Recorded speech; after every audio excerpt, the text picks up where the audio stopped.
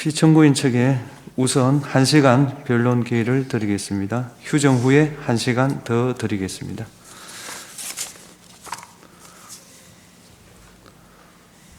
네, 이동찬 변호사입니다. 종합 의견을 대리인들이 주제별로 나누어 말씀드리겠습니다. 먼저 비상계엄 선포의 배경,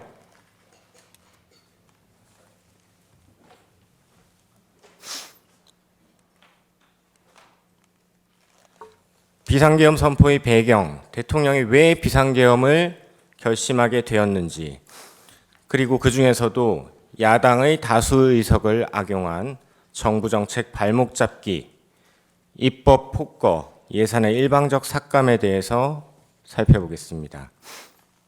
첫 번째, 야당의 정책 발목 잡기입니다. 대통령은 연금, 노동, 교육, 의료의 4대 개혁을 추진하였습니다.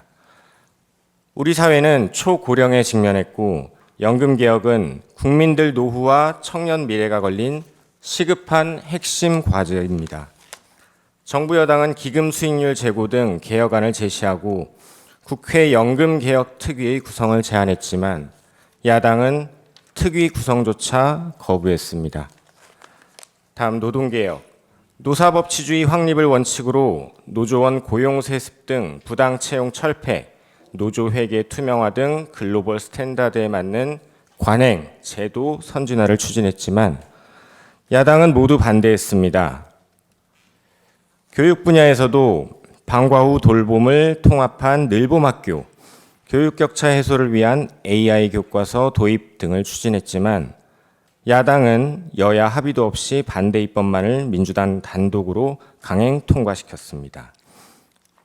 의료개혁, 필수 의료 및 지역 의료 강화의 필요성을 호소하였음에도 야당은 대안 제시도 없이 여야 의정 협의체에 불참하는 등 갈등 양상을 방관하였습니다. 경제 분야에서 경제를 활성화시키고 성장 동력을 확충하기 위해 반도체 산업 지원 강화를 위한 특별법, 기업 밸류업 프로그램, 산업은행 부산이전, 중대재해처벌법 실효성 강화 등에 필요한 정책 입법들을 추진했지만 모두 야당의 반대로 무산됐습니다. 민생 분야에서는 과도한 국민 부담을 완화하기 위한 상속증여세법 개정, 각종 부담금 폐지 등 민생 법안들을 추진했지만 역시 모두 야당의 반대로 무산되었습니다. 그리고 첨단 전략 산업의 에너지 수급, 전력망 확충을 위해 반드시 필요한 첨단 에너지 3법 역시 추진했지만 야당의 반대에 가로막혔습니다. 중국 등 외국인의 간첩 행위를 처벌하기 위한 형법 개정을 추진했지만 이마저도 반대했습니다. 지방 소멸의 위기를 극복하고 지역 과학기술 산업의 발전을 통한 지역 경쟁력 강화를 추진했지만 모두 야당의 반대로 무산됐고 저출생 위기를 맞아 인구전략기획부를 수립하고 신설하고 아이돌봄 지원을 확대하고자 했지만 역시 야당의 반대로 무산됐습니다. 다음 입법 폭거입니다.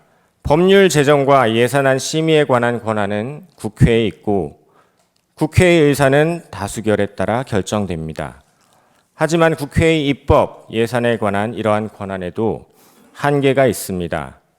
그것은 다름 아닌 헌법입니다. 즉, 국회의 법률 제정, 예산안 심의는 국민 주권주의와 기본권 보장, 즉 헌법이 보장하는 국민의 기본권을 침해하는 법률을 제정할 수 없고 법치주의, 법률은 헌법에 따라야 하며 권력 분립, 입법권으로 행정권, 사법권을 침해할 수 없습니다. 그리고 이 모든 헌법상의 원칙들은 단 하나를 위해 존재합니다. 바로 국민입니다. 입법, 예산 등 국회의 모든 활동은 국민 이익을 위해 이루어져야 하고 국민 이익에 반해서는 안 된다는 것입니다. 구체적으로 민주당이 어떻게 국민 이익에 반하는 입법, 예산을 자행했는지 살펴보겠습니다. 먼저 입법 폭거입니다. 야당은 22대 국회가 개원하자마자 2주 만에 이재명 대표를 지키기 위해 검찰과 사법부를 압박하는 셀프 방탄 보복법들을 통과시켰습니다. 그 밖에도 이재명 대표에 대해 이미 진행되고 있는 수사를 방해하는 특검법들, 도대체 누구를 위한 법들인지 하나라도 우리 국민들을 위한 법이라고 말할 수 있을지 모르겠습니다. 5천만 대한민국 국민 중 단 한 사람을 위한 법들이었습니다.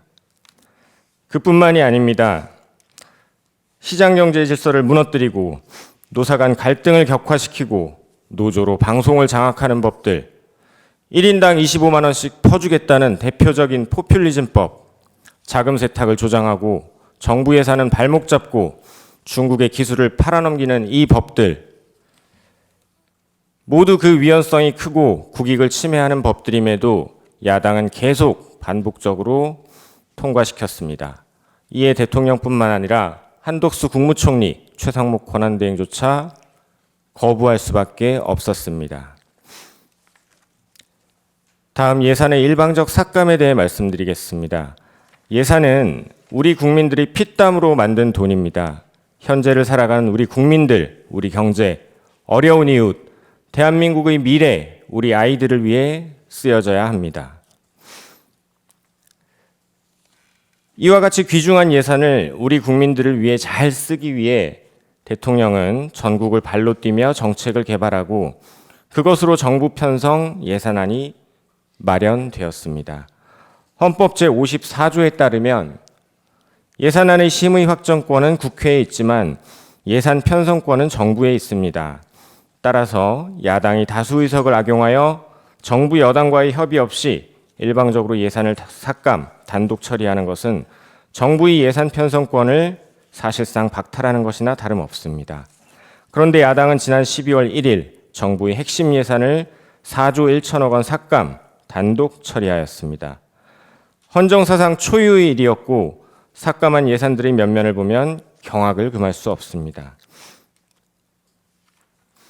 수사기관들이 수사에 필요한 예산을 전액 삭감하여 사회 안전을 위태롭게 했습니다.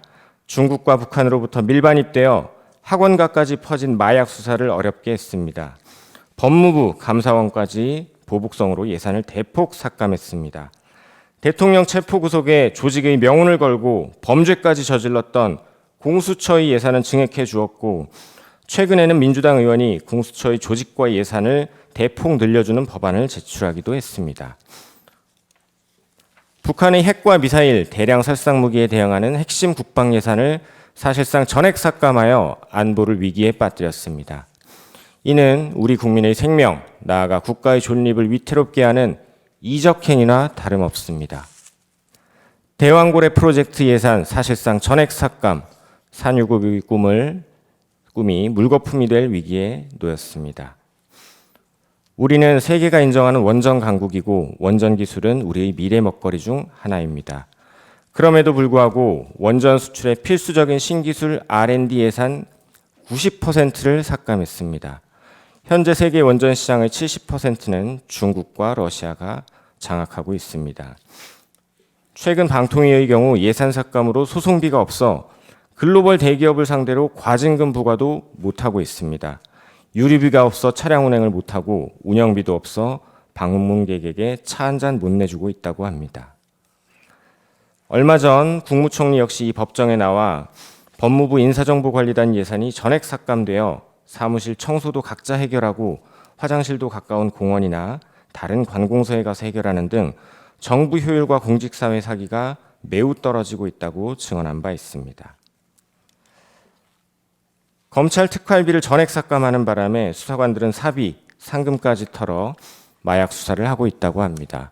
이와 같이 무분별한 예산 삭감은 이미 현실로 다가와 부처별 업무 그리고 나아가 국정 운영에 심각한 문제들을 야기하고 있는 것입니다. 야당은 대통령 당선 후 취임 전부터 이미 대통령 탄핵을 추진해 왔습니다. 온갖 이재명 방탄법, 보복법, 위헌입법들을 자행하고 줄탄핵으로 일할 사람 모두 집에 보내고 대통령과 정부 여당이 추진하는 정책은 모조리 발목 잡고 예산은 일방적으로 삭감했습니다. 국정이 마비되지 않으면 오히려 이상할 정도였습니다. 홍장원의 수상한 메모나 곽종근의 오염된 진술, 병실 베드에 누워있는 조지호에 대한 수십 시간의 조사, 어쩌면 이런 것 따위는 필요 없었는지도 모르겠습니다. 그런데 마침 대통령이 비상계엄을 선포하니 이때다 싶어 내란이다, 얼른 탄핵시켜서 끌어내리고 이재명 대표 피선거권 박탈 전에 조기 대선 치르자. 이것이 현재 국회에서 절대 다수상을 차지하고 있는 민주당의 민낯입니다. 칸트는 모든 인간은 목적에 따라 행동한다고 했습니다. 야당의 입법, 예산과 관련된 일련의 폐악 행위에는 세 가지의 일관된 목적성을 발견할 수 있습니다. 첫째, 우리 국익을 침해한다는 점입니다. 민생경제가 활성화되고 우리 기업들 사업 잘 되고 일자리 늘어나고 국익이 신장되면 대통령이 국정 운영을 못한다고 할 수 없을 테니 말입니다. 둘째, 반대로 우리 안보를 위협하고 우리 아이들에게 마약 팔고 우리 기술 탈취해가는 중국, 북한의 이익에 부합하는 일들이었습니다. 간첩들에 대해서는 수사조차 어렵게 하고 야당 대표는 유엔 안보리 제재를 위반하여 수백만 달러를 북한에 송금하기도 했습니다. 그리고 셋째, 국정 운영 마비시켜놓고 대통령을 빨리 야당 대표의 피선거권 박탈 전에 탄핵해서 끌어내리려는 목적에 부합하는 행동들이었습니다. 야당이 했던 예산, 입법, 탄핵 하나하나 국익에 반하는 것들 해놓고 그것이 진정 국민들을 위한 것이었다고 말할 수 있을지 모르겠습니다. 민주주의 다수결을 빙자한 민주주의 파괴, 야당의 입법 독재로 인한 권력 분립의 파괴, 이적 행위였습니다. 대통령 탄핵 소추해놓고 이제 와서는 대통령이 추진하던 개혁, 정책 입법, 우리가 하겠다, 예산도 다시 증액하자, 우리가 중도 보수를 대신하겠다라고 합니다. 형법 87조 내란, 대한민국 영토의 전부 또는 일부에서 국가 권력을 배제하거나 국헌을 문란하게 할 목적으로 폭동을 일으킨 자는 다음 각호의 구분에 따라 처벌한다. 대한민국에서 국가 권력인 행정부, 사법부를 배제하려 하고 국헌을 문란하게 한 자들, 도대체 누구이고 누가 내란범입니까? 야당이 초래한 이 사태, 국가 위기 상태, 국가 비상사태가 아니라고 말할 수 없을 것입니다. 이래놓고 야당은 진정으로 정부 여당과 대화할 생각이 있었다고, 대통령이 대화할 자세가 되어 있지 않았다고 어떻게 그렇게 말할 수 있는지 모르겠습니다. 12월 3일 밤 국무총리, 국무위원들은 정무적 부담, 경제, 외교에 미칠 영향을 우려하고 걱정하고 반대하고 또 일부는 침묵했습니다. 하지만 그 누구도 다른 해법으로 대통령을 설득하지 못했습니다. 헌법 제66조 제2항 대통령은 국가의 독립, 영토의 보전, 국가의 계속성과 헌법을 수호할 책무를 진다. 대통령이 비상계엄을 결심한 이유입니다.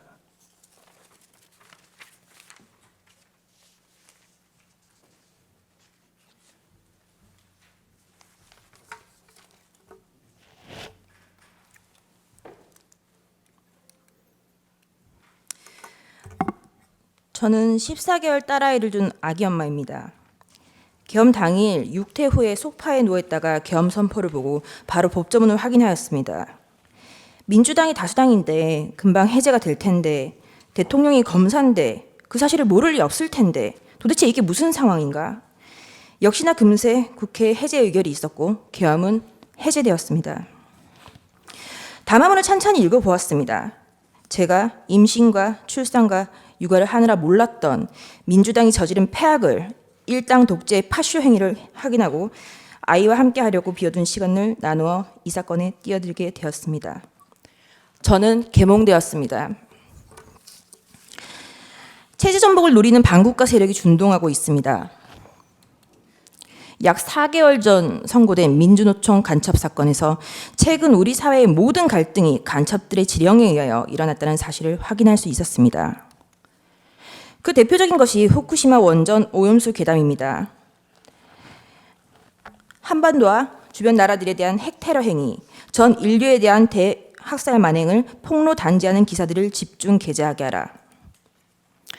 민주당의 플랜카드입니다. 인류를 향한 핵 테러 시도를 당장 중단하라. 간첩 지령과 비슷한 단어입니다. 후쿠시마 오염 괴담이 사실이 아니라는 것을 밝히는데 1조 6천억 원이 소요되었습니다.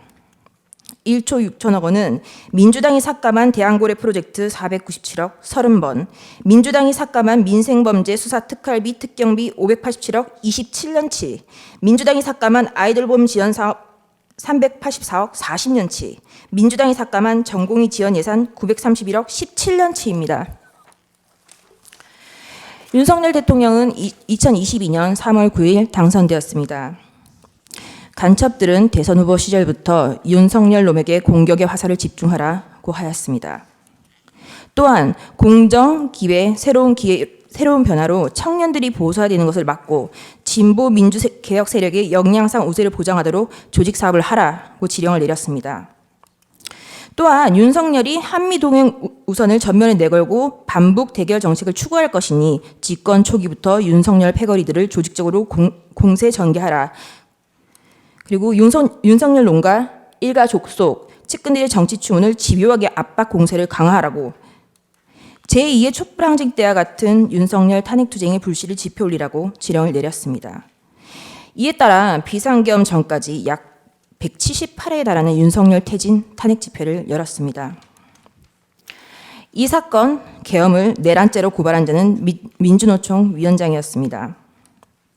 그리고 2025년 2월 21일 며칠 전 이재명은 민주노총을 찾아가 민주노총은 탄핵 사태 때 가장 큰 역할을 하였다고 감사 인사를 하였습니다. 간첩들은 국회 진입에도 적극 개입하였습니다. 진보당과 연대하라. 정의당의 당 지도부를 장악하도록 밀어주라. 한편 문재인 정부는 박근혜 정부의 계엄 문건을 친위 쿠데타로 몰아 2018년 기무사령부를 해체하였습니다. 104일 동안 200여 명을 조사했지만 내란 음모는 전원 무혐의 종결 처리되었습니다. 민주당이 지금 하고 있는 내란몰이를 예행 연습해 두었던 것입니다. 나라를 위하여 헌신해왔던 군인들에게 모욕과 고초를, 간첩을 잡는 방첩 사업 업무를 질적 저하를 야기시켰습니다.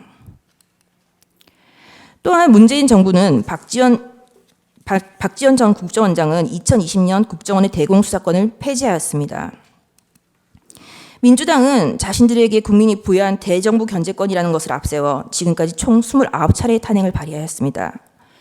계엄 전까지 22차례, 계엄 이후 22일 동안 7차례, 수사방해를 위하여 검사에 대한 14차례, 언론 장악을 위하여 방송통신위원장 등의 6차례의 탄핵을 발의하였습니다. 지금까지 단 한 차례의 인용은 없었습니다. 이상민 전 행안부 장관은 헌정사상 최초로 탄핵된 국무위원입니다. 이태원 참사가 일어나자 간첩은 민주노총에 지령을 내렸습니다. 이태원 참사 희생자 추모 시민 촛불 집회를 개최하여 윤석열 퇴진 함성이 서울 시내를 흔들게 하라. 박근혜 년의 탄핵을 이끌어낸 2014년에 세월호 참사 진상규명 투쟁과 같은 정세 국면을 조성하라. 북한이 지시를 내린 구호는 국민이 죽어간다. 이게 나라냐. 퇴진이 추모이다. 입니다. 그 구호는 실제 사용되었습니다. 화면에 보시다시피 퇴진이 추모다. 국민들이 죽어간다. 이게 나라냐. 라는 구호가 사용되었습니다. 이 구호를 사용한 단체는 촛불행동입니다. 촛불행동 상임대표 김민웅은 민주당 김민석의 친형입니다. 이것이 저희가 확인한 민주노총 간첩 판결문의 마지막 지령입니다. 우리는 아직 검거되지 않은 간첩들이 어디서 얼마나 어떤 지령을 내리고 있는지 알 수 없습니다. 이상민 장관에 대한 탄핵소추는 만장일치로 기각되었습니다. 직무정지 기간은 167일입니다. 29차례 탄핵 중 14건은 검사에 대한 것입니다. 제1차 검사 탄핵입니다. 헌정사상 첫 번째 검사에 대한 탄핵입니다. 이날은 이재명의 백현동 대북 송금 의혹에 대한 영장 체포동의안 표결이 있었던 날이었습니다. 이날 민주당은 국무총리 한덕수에 대한 해임 건의안 그리고 검사 안동환에 대한 탄핵 소추를 맞불로 상정하여 가결시켰습니다. 검사 안동환에 대한 탄핵은 기각되었고 직무정지 기간은 251일입니다. 제2차 검사 탄핵, 검사 이몽석, 검사 손준성, 검사 이정섭, 검사 이희동, 그리고 제1차 방송통신위원장 이동관에 대한 탄핵을 23년 11월 9일 발의하였고 철회하였습니다.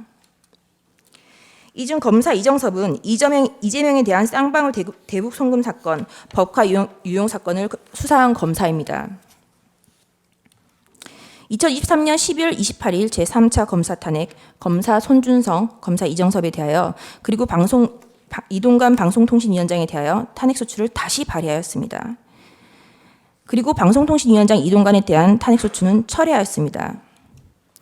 그 철회 사유는 방송통신위원장에 대한 탄핵 사유를 검찰청법 위반으로 탄핵소추한다고 하여 황급히 철회한 것입니다. 이 탄핵소추안은 고민정 등 168인 등의 발의로 제출되었습니다. 민주당의 탄핵소추권은 이와 같이 사용되었습니다. 최소한 탄핵소추안을 쓰는 성의조차 없었던 것입니다. 그리고 그 다음 날 2023년 11월 29일 방송통신위원장 이동관에 대하여 세 번째 탄핵소추를 발의하였습니다. 이동관은 20일 사이에 3번이나 탄핵 발의를 당하였습니다. 탄핵이 가결되면 직무집행이 정지되어 방통위 업무가 마비되므로 이동관 방통위원장은 결국 사의를 표명하였습니다. 이와 같이 무성의한 장난 같은 탄핵소추 발의와 철회, 재발의에 대하여 국민의힘 소속 의원들은 국회의장들을 상대로 심의 표결권을 침해하였다며 권한쟁의 심판을 청구하였으나 각하했습니다.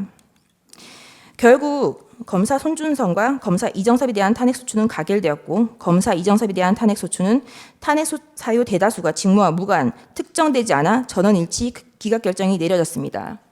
직무 정지 기간은 272일입니다. 제4차 방송통신위원장 탄핵 2024년 6월 27일 방송통신위원장 김홍일 탄핵소추 발의되자 자진 사퇴하였습니다. 제4차 검사 탄핵 2024년 7월 2일 검사 박상용, 검사 강백신, 검사 엄희준, 검사 김영철에 대하여 탄핵소추 발의가 있었습니다. 검사 강백신은 이재명에 대한 대장동, 백현동 사건을 수사한 검사입니다. 검사 엄희준은 이재명에 대한 대장동, 백현동 사건을 수사하고 이재명에 대한 구속영장 청구를 한 검사입니다. 검사 김영철은 민주당 전당대회 돈봉투 사건을 수사한 검사입니다. 검사 박상용은 쌍방울 대북송금 사건의 수사검사입니다. 검사 박상용의 탄핵소추 사유입니다. 민원인 대기실 바닥에 설사를 하고 벽에 대변을 발랐다. 이화영에 대하여 이 보이는 영상 녹화실에서 연어회와 종이컵에 소주를 따라주고 진술을 회유하였다. 이재명에 대한 대북송금이 표적수사라는 것, 그리고 그것이 탄핵소추 사유였습니다. 당연히 이화영의 주장은 항소심에서 모두 배척되었습니다. 2024년 7월 25일 제5차 방송통신위원장 직무대리 이상인에 대한 탄핵소추가 발의되었고 다음 날 사의를 표명하였습니다. 이진숙은 2024년 7월 30일 방송통신위원장에 취임을 하였고 그 다음 날 탄핵소추가 발의되었습니다. 단 이틀 일하였는데 헌재는 4대4로 기각을 하였고 직무정지기간은 174일입니다. 문재인 정권의 사드 고위지원 및 2급 비밀을 중국에 유출한 간첩행위를 감사하는 것을 표적감사라고 민주당은 비난을 하였습니다. 그러다가 2024년 12월 2일 독립된 헌법기관인 감사원장에 대한 탄핵을 발의하였습니다. 그리고 같은 날 검사 최재훈, 검사 이창수, 검사 조상원에 대하여 탄핵소추를 발의하였습니다. 그리하여 하루 뒤 그 다음 날 대통령은 2024년 12월 3일 비상계엄을 선포하였습니다. 반국가 세력의 사회 장악, 민주당의 언론 장악 시도, 입법 폭거, 사법 업무의 마비, 삼권 분립 원칙의 몰각, 헌법기관인 감사원의 독립성까지 좌지우지하려는 일당 독재 파쇼행에 대하여 국민들에게 현재의 상황을 알리기 위한 대국민 호소의 계엄을 선포하였습니다. 그럼에도 민주당은 멈추지 않았습니다. 결국 2024년 12월 5일 검사 최재훈, 이창수, 조상원에 대한 탄핵을 가결하였습니다. 그리고 감사원장 최재해에 대해서도 탄핵을 가결하였습니다. 감사원장의 탄핵 사유는 구체적으로 특정되지조차 않았고 검사 3인에 대한 탄핵소추 사유도 모호하다고 지적을 받았습니다. 2024년 12월 4일 피청구인에 대하여 1차 탄핵을 발의하였고 그 사유 중 일부는 중국, 러시아를 적대시하고 일본 중심의 기이한 외교정책을 고집한다라는 것이었습니다. 2024년 12월 7일 4시간이 넘게 기다렸으나 정족수가 미달되었고 민주당은 계속하여 이상민 행안부 장관, 박성재 법무부 장관, 김영현 국방부 장관, 조지호 경찰청장에 대하여 탄핵 소추를 발의, 결국 이상민 장관은 사임하였습니다.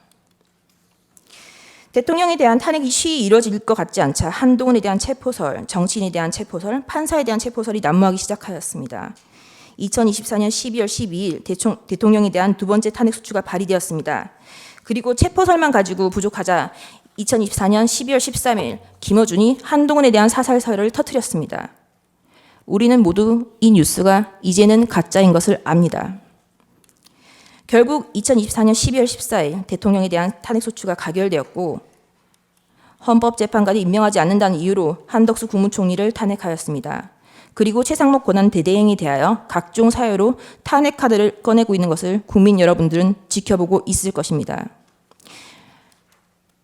부끄러움을 모르는 자들은 민주당 노종면 원내대변인은 2024년 12월 23일 국무위원 총 16명 중 5명만 더 탄핵하면 국무회의 의결을 못하니 법안이 자동으로 발효된다라는 발언을 하기도 하였습니다. 또한 민주당은 2025년 2월 20일 헌법재판관의 후임자가 임명되지 못하는 경우 기존 재판관의 임기를 자동으로 연장하는 내용의 법안을 발의하였습니다. 헌법재판관의 임기는 6년으로 헌법 제112조 제1항에 명시적으로 규정하고 있습니다. 도대체 누가 국헌을 문란하게 하고 있는 것인지 묻고 싶습니다. 이상입니다.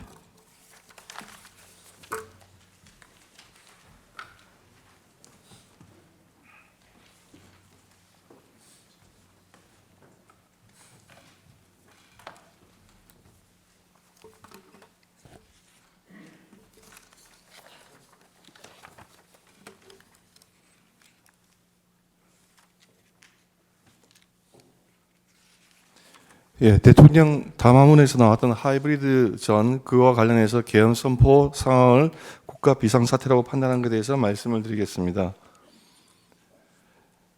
예, 계엄을 선포할 수 있는 상황으로 헌법 77조 1항과 계엄법 2조 2항의 전시, 사변 또는 이에 준하는 국가 비상상태로 규정하고 있습니다. 그래서 일반 국민들은 비상계엄을 선포할 수 있는 상황으로서 전시, 사변과 같이 전쟁이나 물리적 폭력이 발생한 경우만을 상정하기가 쉽습니다.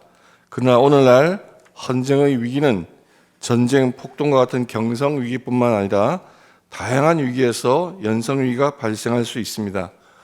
헌법과 국가를 수호해야 될 책임이 있는 대통령은 이러한 연성 위기에도 대응을 하고 이에 방어를 해야 될 책무가 있습니다.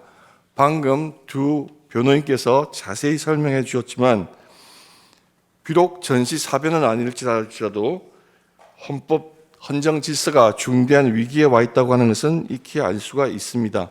게다가 한국에서는 중국과 북한의 하이브리드전이 전개되고 있습니다. 이러한 상황에서 방금 보았듯이 국회의 탄핵 난발로 인한 행정부, 사법부, 헌재의 기능마비, 국익에 반하는 국회의 입법 독재, 재정적 부담이나 위헌성이 짙은 입법 폭주, 무분별한 예산 삭감으로 인한 정부의 정상적 작동 불능, 이런 상황에 비추어서 대통령은 국가 비상사태로 판단한 것입니다. 그러면 대통령께서 말씀하신 하이브리드전이 무엇인가에 대해서 한번 살펴보겠습니다. 하이브리드전은 정규전 이외의 비정규전, 테러, 심리전, 여론전, 인지전, 사이버전 등 동원 가능한 모든 수단을 전개 가능한 모든 영역에서 사용하여 치르는 전쟁을 말합니다. 이러한 하이브리드전은 재래식 전력과 경제력이 떨어지는 사회주의 국가나 일당 독재 국가들이 서구 진영의 자유민주주의 국가들을 상대로 하여 펼치고 있습니다. 자유민주주의 국가에는 표현의 자유가 있기 때문에 그 틈을 파고들어서 여론전, 심리전, 사이버전을 전개하기가 상당히 용이하고 반대로 자유민주주의 국가에서는 이것을 인식하고 방어하는 데 상당한 어려움이 있습니다. 러시아의 하이브리드전 이론의 대표자인 게라시모프라는 분은 하이브리드전이 6단계로 진행이 되는데 통상 4단계 정도 돼서 재래식 전쟁이 발발하게 되며 그러한 경우 상대 국가는 이미 하이브리드전의 전개로 인해서 국력이 쇠퇴하고 사회적인 분열과 갈등이 일어나서 재래식 전쟁 수행력이 대폭 약화된다고 하고 있습니다. 따라서 국가의 주권 및 국익을 지키기 위해서 정치인들과 국민들은 그 위험성을 인식하고 경계해야 할 것입니다. 전 세계에서 지금 가장 하이브리드 전을 활발하게 펼치고 있는 나라는 중국입니다. 중국은 중국식 하이브리드 전의 명칭을 초안전이라고 하고 있습니다. 사기에 나오는 초안전이 아니고 한계를 초월한다, 한계가 없다고 하는 의미에서 초안전입니다. 지금 중국이 세계 여러 나라에서 펼치고 있는 이러한 하이브리드 전의 정치적 영향력 공작을 살펴보면 그들이 한국에서도 어떠한 일을 하고 있으리라는 것을 예상할 수 있으므로 한번 그 사례를 살펴보겠습니다. 중국은 2019년 및 2021년 캐나다 총선에 계획을 해서 최소 11명 이상의 친중 후보를 당선시켰습니다. 이 의혹이 처음 제기되었을 때 중국 당국은 터무니없다고 부인을 했지만 캐나다 정보당국이 1년여에 걸쳐 조사 결과 공식적으로 이를 인정했습니다. 캐나다에는 많은 중국 교민과 기업과 유학생들이 있습니다. 그들을 이용해서 친중 후보에게 불법 자금을 지원하고 선거운동을 도와주며 반대로 반중 후보에 대해서는 낙선운동을 하고 흑색선전을 유포하는 등으로 정치적 영향력 공작을 합니다. 특히 선거철에 다가와서 반중 정책을 펼치면 경제에 타격을 받는다. 대만과 친교를 맺고 그들을 지원하면 중국과의 전쟁에 휘말릴 위험이 있다. 이런 식으로 경제적, 안보적 측면에서의 불안감을 퍼뜨립니다. 소위 평론가, 언론을 통해서 그러한 여론전, 심리전을 전개를 합니다. 한국에서도 흔히 볼 수 있는 형태의 여론전입니다. 그 외에 중국은 2020년 호주 선거에도 개입했습니다. 호주에 광산업이 큰 이권이 있기 때문에 호주에 진출한 중국 기업들에게 유리한 지위를 주기 위해서 총선에 개입을 했고 대만 선거에는 물론 개입을 하고 있습니다.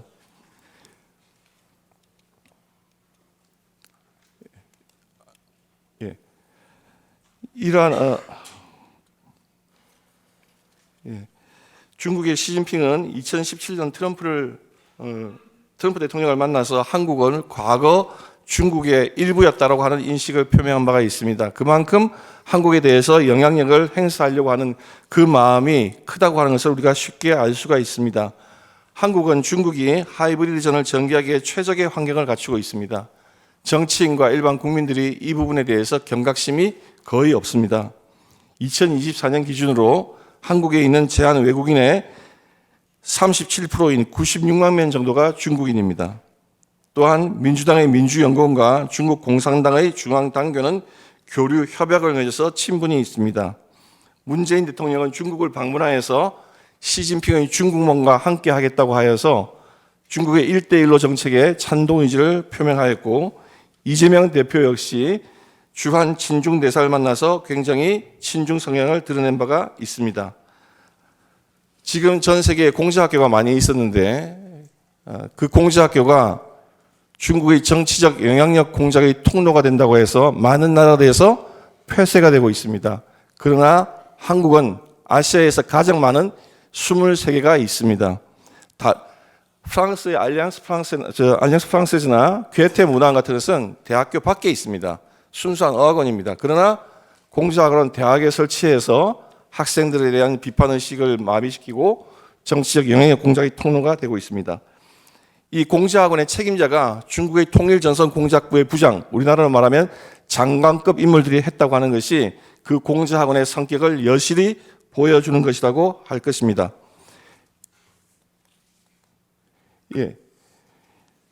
2023년에 바이든 대통령이 시진핑을 만나서 대만의 선거에 직접 노골적으로 개입하는 것에 대해서 경고를 했습니다.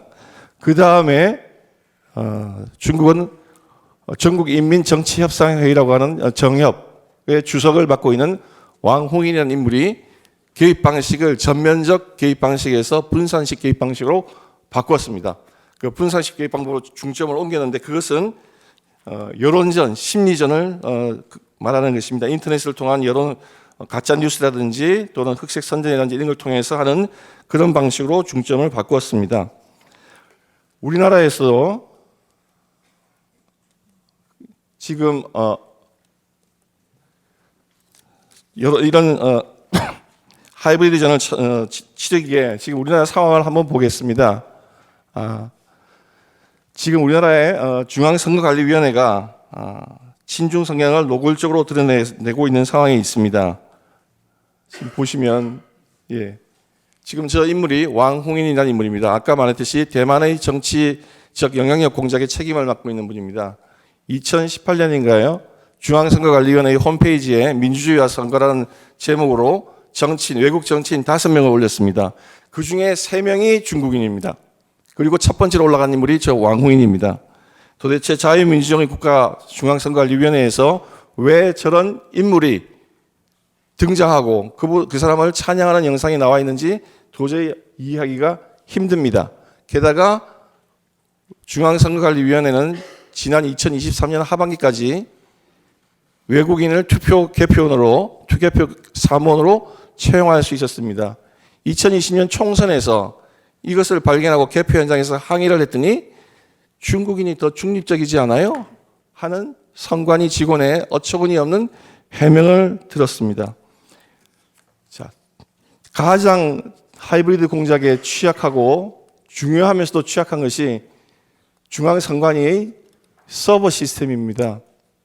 그 서버 시스템에 대해서 2023년에 보안 점검을 한 결과 분명히 2020년 총선이 치러질 당시에 중앙선관위는 선거 망분리가 되어 있기 때문에 해킹의 염려는 전혀 없고 사이버 시스템을 통한 전산 시스템을 통한 투개표 조작은 터무니없는 거짓말이다 라고 주장을 했습니다. 그러나 2023년 국정원의 보안 점검 결과 2020년 총선 당시 선거 망분리는 너무나 미흡해서 해커의 공격에 사실상 무방비 상태였고 통합 유권자명부가 탈취 가능했으며 사전 투표관리관의 사인, 선거관리위원회의 청인 탈취가 가능했고 사전 투표지 관리가 미흡했으며 사전 투표지 인쇄도 가능하다고 했습니다. 이것을 다 종합하면 사전 투표에서 투표자 숫자를 얼마든지 늘릴 수 있고 투표지 용지도 얼마든지 인쇄할 수 있다고 하는 것을 의미하는 것입니다. 그래서 2023년에 나왔던 이런 회기망측한 투표지들이 무더기로 나오는 겁니다. 재검표할 때마다 쏟아져 나오는 수천 장의 형상 기억 복원 종이로 인쇄했다고 하는 저 신권다발 투표지. 정상적인 투개표 과정을 거쳤다면 절대 저런 형태로 유지될 수가 없습니다. 그리고 소위 일장기 투표지. 우리 도태호 변호사가 몇 번이나 말했지만 저 투표소의 투표관리관은 저걸 본 적도 없고 들은 적도 없고 투표관리록에 기재한 바도 없습니다. 그리고 저렇게 본드로 붙어 있는 이상한 투표지들, 저게 어떻게 개표와 개표를 거치고 난 다음에 저런 투표지가 나올 수 있겠습니까? 이런 사유로 인해서 국민들 사이에 선거 시스템에 대한 의혹과 염려가 증폭되고 있는 상황이었습니다. 자, 이렇게 중국의 정치적 영향력 공작 앞에 무방비 상태로 놓여져 있는 상황 하에서 국회가 이런 문제에 대해서 이런 위험성을 인식하고 대응책을 강구하는 것이 아니라 오히려 정반대의 길을 갔습니다. 감사원이 아까 발표했지만 감사원이 2024년 10월 말경 사드 배치에 대한 관한 기밀을 중국과 시민단체에 유출한 전 정권의 고위 관료들을 고발하자 국회는 감사원장을 탄핵했습니다. 간첩 행위를 은폐하고 덮어주기 위한 탄핵이라 질책을 받아 마땅하다 할 것입니다. 중국인의 간첩 행위를 처벌할 수 있는 간첩법 개정에 반대하였고 국가 핵심 산업 기술 유출 통로가 될 수 있는 국회에서의 증언감정법 개정안을 의결하였으며 방산 수출 시 국회의 동의를 요구하는 방위사업법 개정안도 의결하여서 중국의 하이브리드 전개를 오히려 돕고 있다고 비난받아 마땅한 상황이 되었습니다. 이런 상황에서 대통령인 피청구인은 거대 야당의 무차별 탄핵으로 인한 행정부, 사법부 기능마비, 무분별한 예산 삭감으로 인한 국방과 서민경제의 파탄, 마약 범죄 수사들의 심각한 차질, 국가 경제를 위협하는 위헌적인 입법 양산, 산업 경쟁력 제고를 위한 각종 입법의 무산 등으로 사실상 무정부 상태로 흘러가서 국가와 헌정의 위기가 오고 있다는 것을 절감했고 나아가 국가적 이익이 침탈당하고 있고 그것이 심지어 입법화, 제도화되고 되려는 위기에 있다는 것을 절감하게 되고 그 국민에게 이러한 상황을 직접 호소하고 국민들이 감시와 견제의 눈을 떠서 이러한 사태를 막아줄 것을 호소하기 위해서 비상계엄을 선포하게 된 것입니다.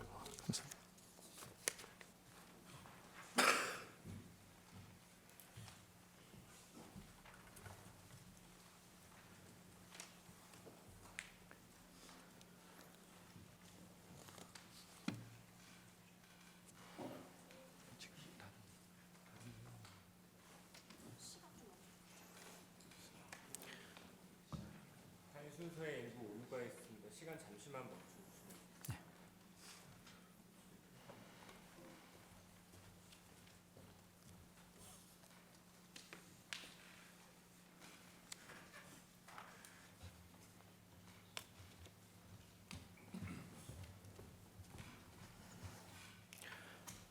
예, 도태우 변호사입니다. 비상계엄 선포와 선거관리 시스템 점검 지시의 정당성, 선거관리 시스템의 위기와 제도적 해결의 좌절에 관하여 말씀드리겠습니다. Stop the Steal, 세계적으로 유명해진 문구입니다. 국가 주권, 국민 주권을 도둑질 당하지 말고 지키자는 뜻을 담고 있습니다. 그 아래에 핏방울 같은 기표인의 모양이 보입니다. 1948년 대한민국 수립을 위한 50선거의 모습입니다.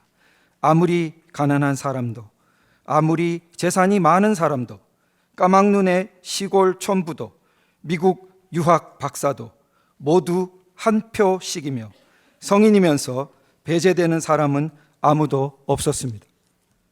보통, 평등, 직접 비밀 선거에 의한 이 한 표는 천부 인권적인 각 개인의 존엄성에 바탕한 피 같은 주권자의 상징입니다. 한 사람 한 사람 주권자의 고유한 인격적 결단이 들어있는 투표지가 이렇게 찢어지고 짓이겨진 채 삼립방 박스에 처박혀 굴러다녔습니다.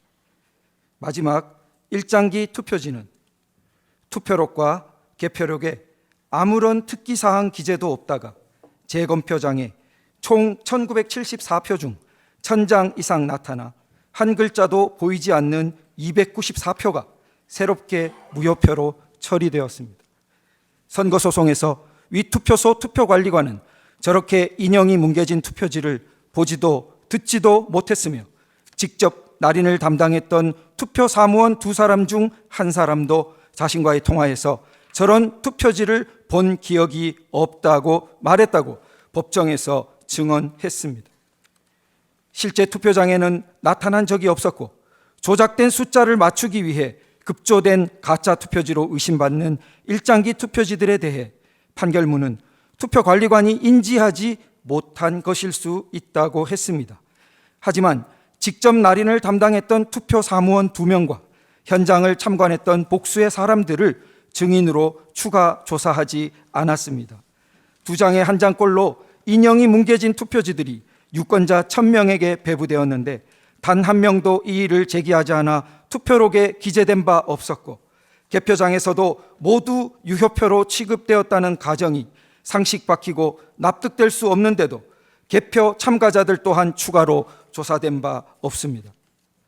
판결문은 또한 제기된 각종 전산적 의혹에 대해 2020년 10월 14일자 현장 검증 결과를 근거로 사전투표 시 통합선거인 명부 조회를 위하여 사용되는 선거망은 업무망과 망분리가 되어 운영되는 사실이 인정된다고 쓰고 있습니다. 하지만 판결문이 총 5회나 거론하는 2020년 12월 14일자 현장 검증은 선관위 직원이 2시간 동안 74장의 PPT 슬라이드를 넘기며 일방적으로 발표한 것이 전부였습니다.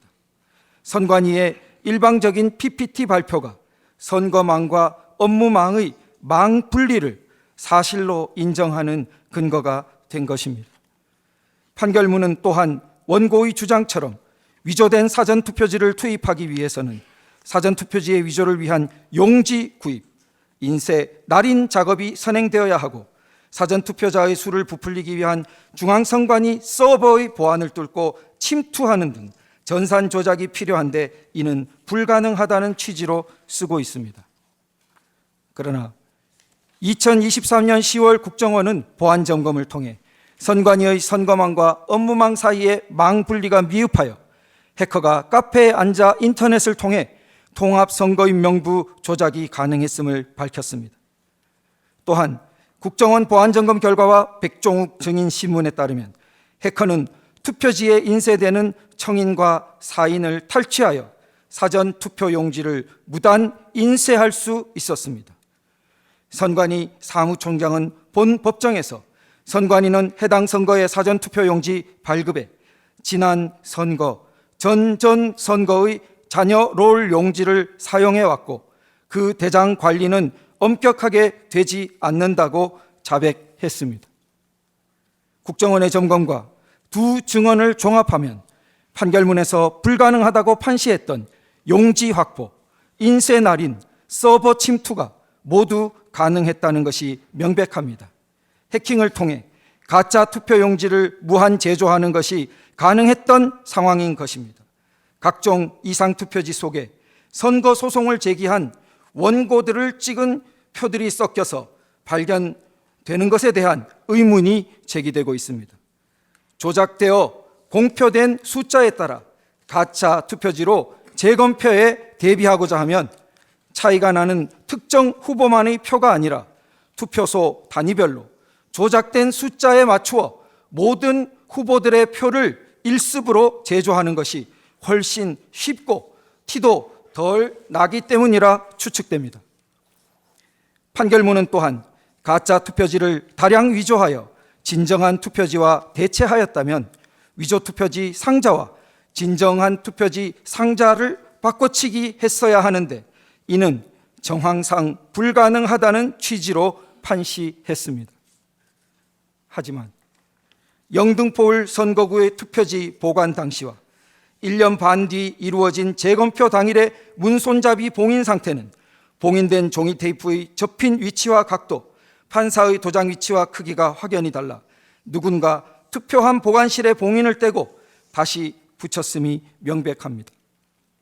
결국 선거 관리에 대한 문제 제기를 봉쇄하는 절대 권위처럼 내세워지는 대법원 판결문은 충실한 사실조사와 전산 점검을 하지 않은 것이라는 점이 유념되어야 합니다.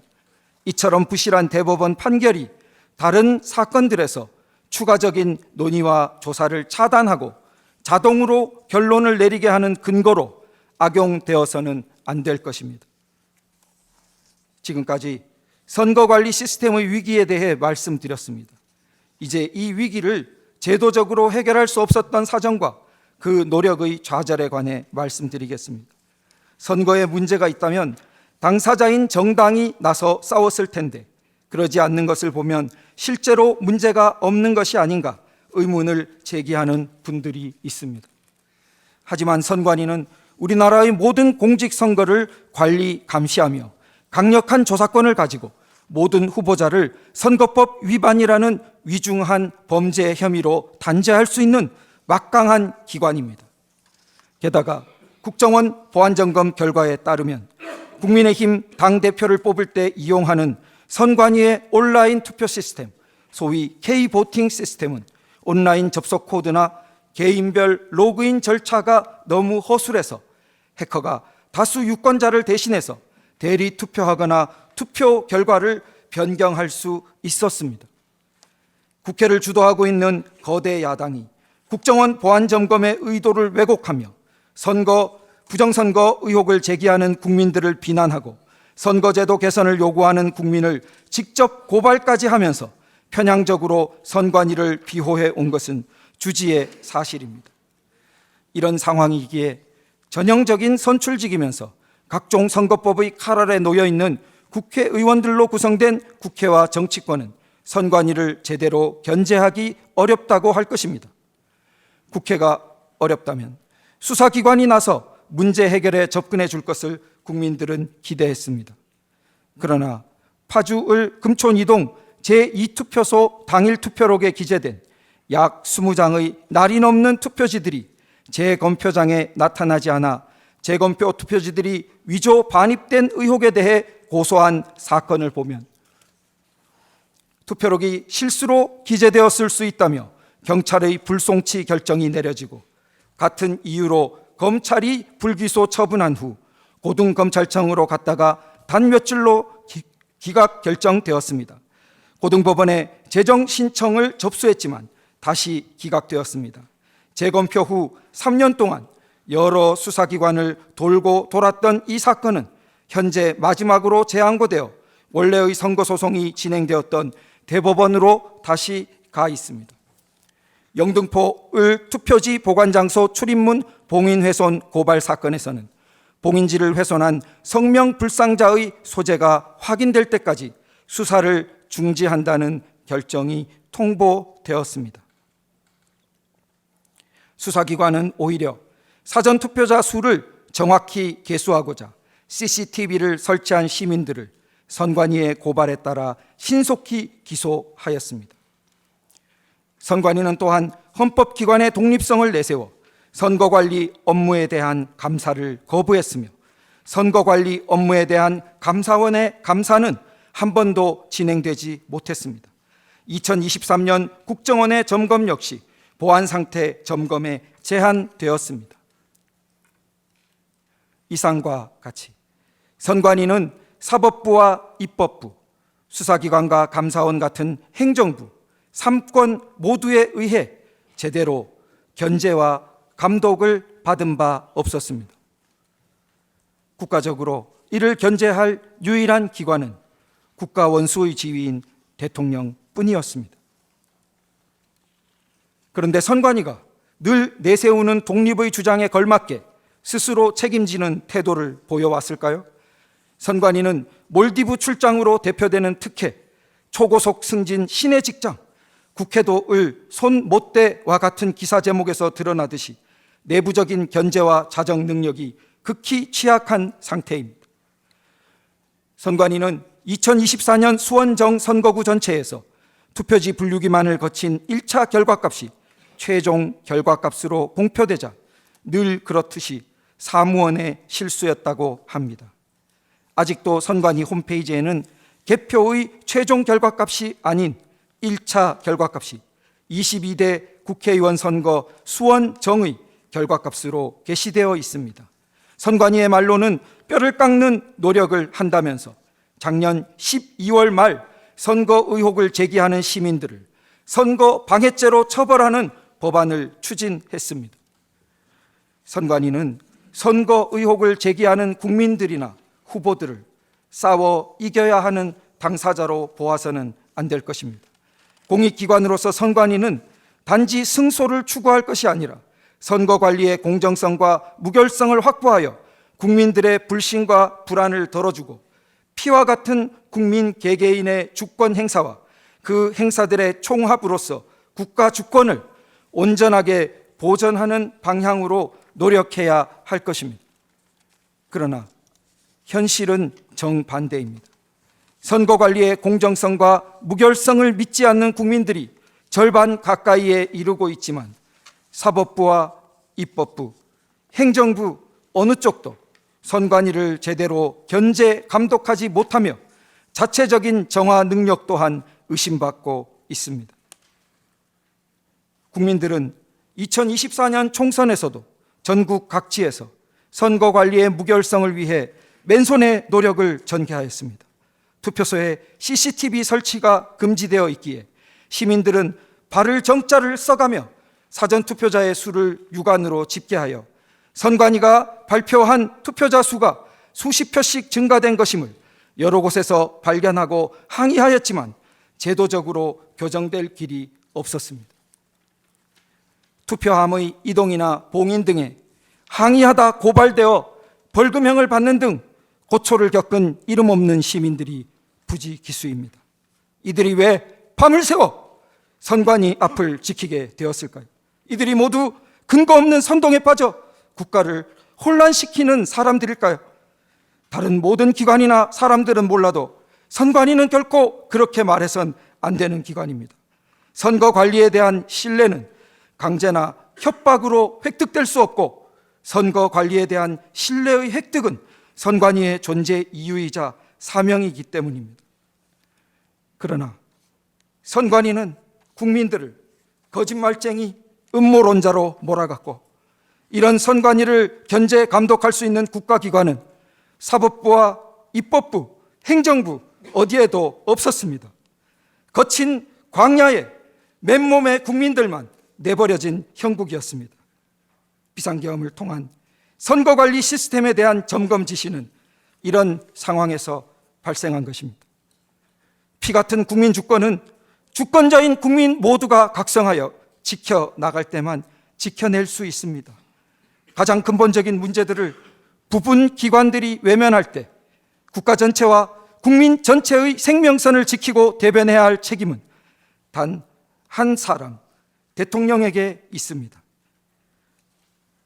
대통령은 그 책임을 외면하지 않았고 비상계엄과 선거관리 시스템 점검 지시를 통해 전 국민에게 국가위기 상황을 간절히 호소하였습니다.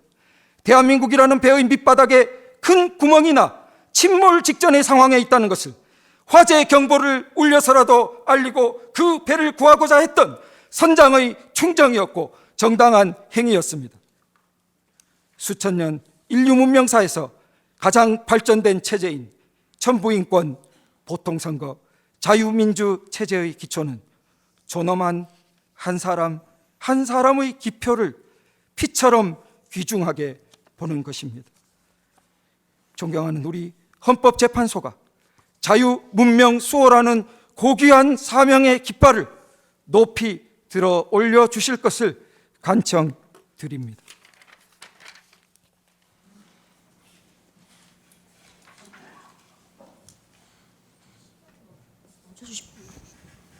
여기서 시간을 좀 끊어주십시오. 예, 휴정하고요.